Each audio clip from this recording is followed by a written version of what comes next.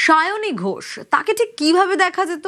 একদম মনে হতো না মমতা বন্দ্যোপাধ্যায়ের মতোই তিনি চাইছেন, শাড়ি পরছেন, হাওয়াই চটি পরছেন।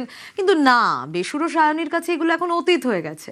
দিল্লি থেকে কলকাতা ফিরলেন সায়নী ঘোষ, কিন্তু কিভাবে? না, সেই চেনা ছবিটা আর দেখা গেল না। বিমানবন্দরে সাংসদকে দেখা গেল মুখে মাস্ক, মাথায় টুপি, এবং এতেই প্রশ্ন উঠেছে, কটাক্ষ করেছেন কুণাল ঘোষ যে এত গোপন গোপন ভাব কেন। একটু যদি আগের ছবিও দেখি, সায়নী ঘোষকে ঠিক কিভাবে দেখা যেত, এই ছবিটা দেখা যেত একদম যেমন ভাবে মমতা বন্দ্যোপাধ্যায় চলাফেরা করেন, কোথাও গিয়ে তিনিও ঠিক ওইভাবেই শাড়ি পরে, হাওয়াই চটি পরে চলতেন। কিন্তু এখন কি হলো? এখন ছবিটা তো একদম পাল্টে গেল। জিন্স, টপ, মাথায় টুপি, সানগ্লাস, আর সঙ্গে মুখে মাস্ক। আর এখানে কুণাল ঘোষ কটাক্ষ করেছেন, এত গোপন গোপন ভাব কেন?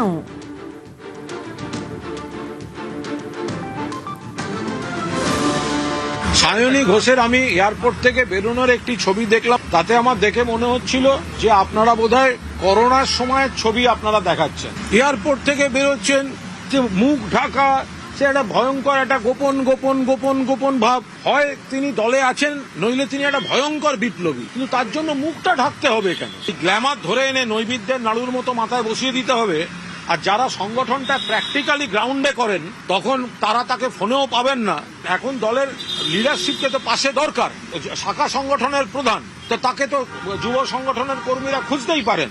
যদি তার অবস্থান জানতে চেয়ে থাকেন, ঠিক কাজ করেছেন, বেশ করেছেন।